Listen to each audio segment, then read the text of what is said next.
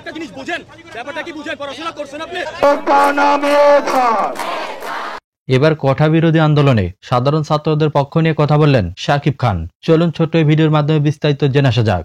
বর্তমানে সারা বাংলাদেশে চলছে কোটা বিরোধী আন্দোলন। সাধারণ ছাত্ররা, কৃষকের সন্তানেরা রাজপথে নেমেছে বৈষম্য দূর করার জন্য। কারণ বাংলাদেশে বিশেষ কোটার নামে এক শ্রেণীর জনগণ অতিরিক্ত সুবিধা নিয়ে থাকে, যার ফলে অনেকের মেধা থাকা সত্ত্বেও কৃষকের সন্তান হয়, ব্যবসায়ীর সন্তান হয়, তারা কোটা থেকে বঞ্চিত হচ্ছে। এ বিষয়ে চিত্রনায়ক শাকিব খান বলেন, এই দেশটা কারো একার নয়। অনেক কৃষক মাঠে ঘাম ঝরিয়ে অনেক কষ্ট করে তাদের সন্তানদের পড়াশোনা করাচ্ছে।